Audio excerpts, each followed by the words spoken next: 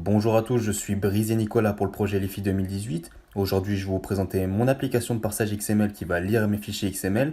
Donc, j'ouvre mon application Android. Ici, nous pouvons observer deux styles de boutons. En haut, les 12 boutons en gris clair qui renvoient des méthodes de la classe fichier œuvre. En bas, les deux boutons en gris foncé qui renvoient des méthodes de la classe fichier lampe. Je commence mes tests unitaires. Donc, le premier bouton nombre de parcours renvoie la méthode getNBParcours et affiche le nombre de parcours dans mon fichier XML qui est 2.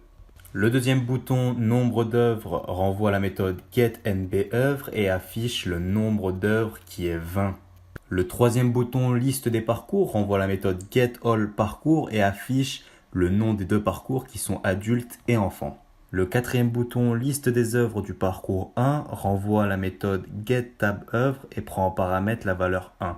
Ce bouton va donc afficher toutes les œuvres du premier parcours. Nous avons la même chose pour le cinquième bouton qui prend en paramètre la valeur 2 et renvoie toutes les œuvres du parcours 2. Le sixième bouton liste de toutes les œuvres renvoie la méthode getAllOeuvre et affiche toutes les œuvres contenues dans le fichier XML.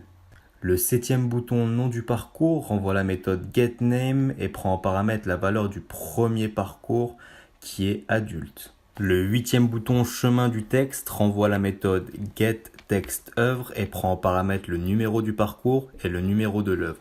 Ce bouton affiche donc le chemin du fichier texte. Nous avons la même chose pour le neuvième et le dixième bouton. Le neuvième bouton chemin de l'image renvoie la méthode getImageOeuvre et affiche le chemin de l'image.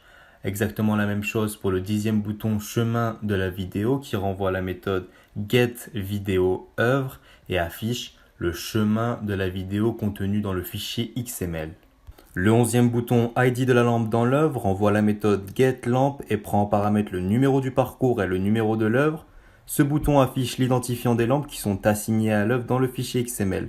Prenons l'exemple ici, les ID des lampes dans l'œuvre 10, il y a la 1 et la 2. Je passe ensuite sur la classe fichier lampe. Donc le premier bouton nombre de lampes renvoie la méthode getNBLamp et affiche le nombre de lampes contenues dans le fichier XML lamp.xml. Le deuxième bouton adresse de la lampe renvoie la méthode getADRLamp et prend en paramètre le numéro de la lampe. Ici, c'est le numéro 1, donc nous avons l'adresse en hexadécimal de la lampe numéro 1. Je viens de finir de tester tous mes boutons de mon application Android. Je vous remercie de m'avoir écouté et d'avoir regardé cette vidéo. Au revoir.